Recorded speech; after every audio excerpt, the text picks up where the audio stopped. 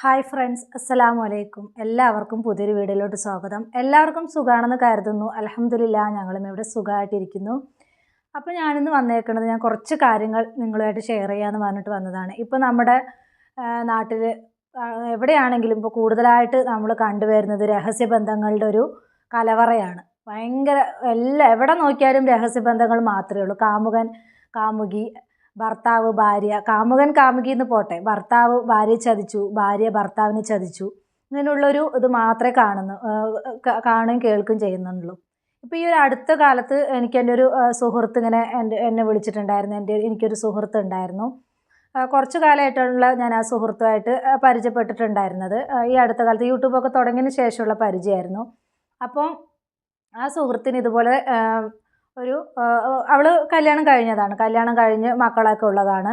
അവൾക്ക് ഇതുപോലൊരു എന്താ പറയുക, അറിയാതൊരു രഹസ്യബന്ധം ഉണ്ടായിപ്പോയി.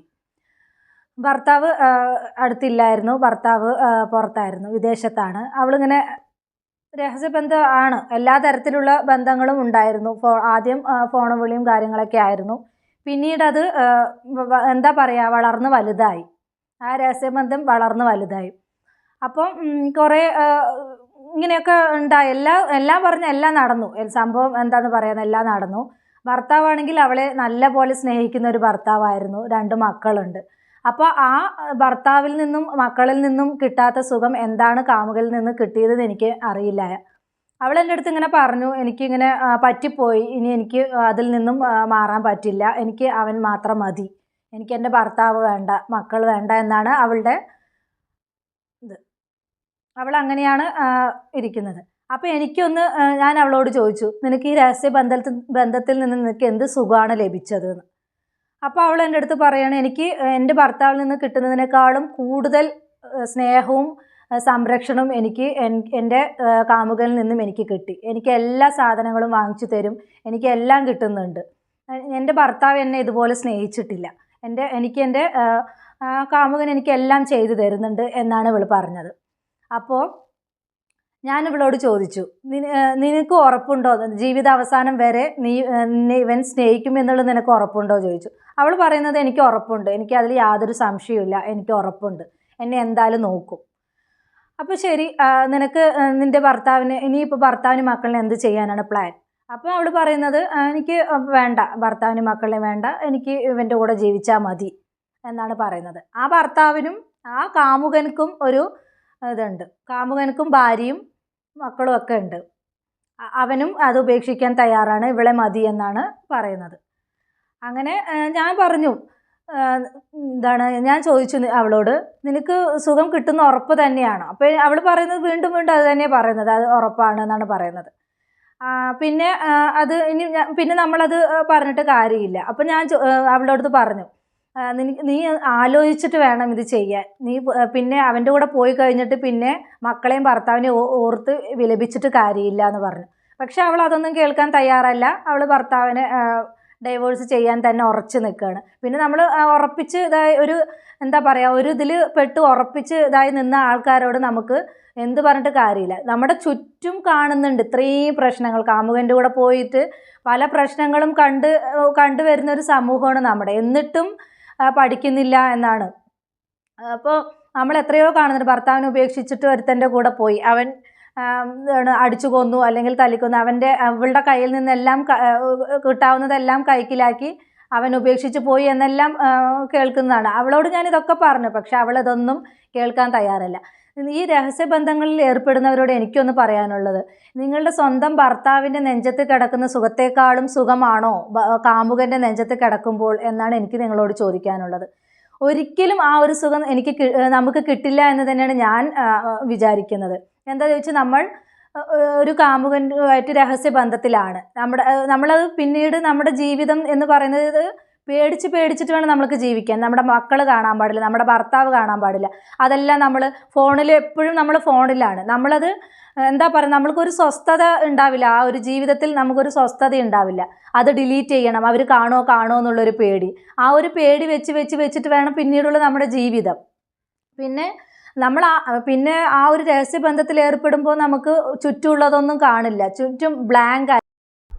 പിന്നെ ഞാൻ കുറേ വീഡിയോസുകളും കാര്യങ്ങളൊക്കെ കാണിച്ചു കൊടുത്തു. ഈ ഇങ്ങനെ പോയ ആൾക്കാരുടെ കുറേ വീഡിയോകളും കാര്യങ്ങളൊക്കെ ഞാൻ കാണിച്ചു കൊടുത്തു.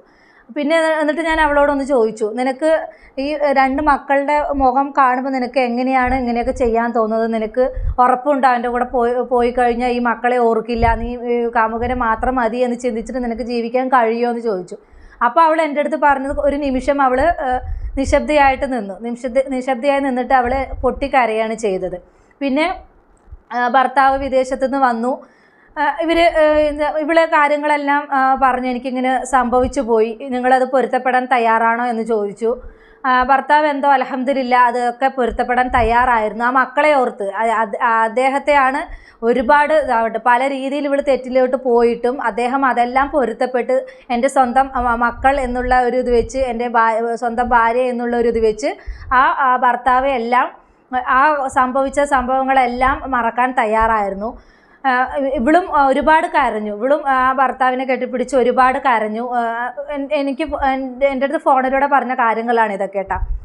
അപ്പം ഞാൻ ആ സുഹൃത്തിനെ നേരിട്ട് ഇതുവരെ കണ്ടിട്ടില്ല. ഞങ്ങൾക്ക് ഫോണിലൂടെ ഉള്ള ബന്ധം മാത്രമുള്ള അത്രയും ഡീപ്പായിട്ടുള്ളൊരു ഫ്രണ്ട്ഷിപ്പ് തന്നെയാണ് ഞങ്ങളുടെ. ഇപ്പോൾ നമ്മൾ നേരിട്ട് കണ്ടിട്ടില്ല എങ്കിലും നമ്മൾ പരസ്പരം ഒരു ഇതുണ്ടാവില്ല, ആ ഒരു ബന്ധമാണ് ഞാനും അവളും തമ്മിൽ. അപ്പോൾ അവളുടെ പേരോ അതൊന്നും വെളിപ്പെടുത്താൻ ഞാൻ തയ്യാറല്ല, അതൊന്നും ഞാൻ ഇവിടെ പറയുന്നില്ല. അപ്പോൾ അവൾ എന്തായാലും ഇപ്പോൾ അൽഹംദുലില്ലാ അവർ മക്കളും ഒക്കെ ആയിട്ട് സുഖമായി ജീവിക്കുന്നു. ഇപ്പോൾ അവൾ 3ാമത് ഗർഭിണിയാണ് എന്നറിയാൻ സാധിച്ചു. എന്തായാലും സന്തോഷത്തോടു കൂടി അവർ ജീവിക്കുന്നു. അപ്പോൾ ഇതാണ് പറയാനുള്ളത്. നമുക്ക് ഈ ഒരു ബന്ധത്തിലോട് നമുക്ക് ഒരു സമാധാനം, സുഖവും, സ്വസ്ഥതയും കിട്ടില്ല. നമ്മൾ എന്താ പറയുക, നമുക്ക് തൽക്കാലമുള്ളൊരു സുഖം മാത്രമാണ് ഇതൊക്കെ. അപ്പോൾ ഇങ്ങനെ ഈ ബന്ധങ്ങളിൽ പോകുന്നവരോട് എനിക്ക് പറയാനുള്ളത്, നിങ്ങളൊന്ന് തുറന്ന് സംസാരിക്കുക. നിങ്ങൾക്ക് തെറ്റ് പറ്റി എങ്കിൽ കൂടി നിങ്ങൾ ഭർത്താവിനോടൊത്തൊന്ന് സംസാരിച്ച് നോക്കുക. ചിലപ്പോൾ അദ്ദേഹം അത് എല്ലാം മാറ്റി നിങ്ങളെ ഏറ്റെടുക്കാൻ തയ്യാറായിരിക്കും. അപ്പോൾ രഹസ്യബന്ധം നമ്മൾ ആ ഒരു സമയത്തൊക്കെ നമുക്കൊരു സന്തോഷവും സുഖവും ഒക്കെ ലഭിക്കുമെങ്കിൽ നമുക്ക് പിന്നീട് അതൊന്നും കിട്ടണമെന്നില്ല. അതുകൊണ്ട് ഇങ്ങനെയൊക്കെ പോകുന്നവരോട് എനിക്ക് പറയാനുള്ളത്, നിങ്ങൾ ഒരിക്കലും ഭർത്താവും മക്കളും ഉള്ളവർ അവരെ ഉപേക്ഷിച്ച് കാമുകൻ്റെ കൂടെ പോവുക എന്നുള്ളത് ഒട്ടും അക്സെപ്റ്റ് ചെയ്യാൻ പറ്റാത്തൊരു കാര്യമാണ്. പിന്നെ ഭർത്താവ് നോക്കാത്ത ആളുകളുണ്ടാവും, അത് പിന്നെ നമ്മൾ പറഞ്ഞിട്ട് കാര്യമില്ല, അത് ഡിവോഴ്സ് എന്നുള്ളൊരു ഇത് മാത്രമേ ഉള്ളൂ. പക്ഷേ ഭർത്താവ് നല്ലപോലെ നോക്കി ഇതുപോലെ നല്ല സ്നേഹിച്ച് എല്ലാം ചെയ്തു കൊടുത്തിട്ടും അവരൊന്നും ചെയ്യുന്നില്ല, അവർ പൈസ തരുന്നില്ല, അവരത് ചെയ്യുന്നില്ല ഇത് ചെയ്യുന്നില്ല എന്ന് പറഞ്ഞിട്ട് എനിക്ക് എൻ്റെ കാമുകൻ എല്ലാം ചെയ്തു തരുന്നുണ്ട് പറഞ്ഞ് ഒരു സുപ്രഭാതത്തിൽ ഇവരെല്ലാം ഉപേക്ഷിച്ച് പോകുമ്പോഴുള്ള ആ ഒരു ഇതുണ്ടല്ലോ, അത് ഒരിക്കലും നമുക്കത് പിന്നീട് നമുക്ക് തിരിഞ്ഞു നോക്കിയാൽ അത് തിരിച്ചെടുക്കാൻ പറ്റാത്ത അത്രയും വലുതായിരിക്കും. അതുകൊണ്ട് നിങ്ങൾ ഒന്ന് ചിന്തിച്ചിട്ട് മാത്രം കാര്യങ്ങൾ മുന്നോട്ട് കൊണ്ടുപോവുക.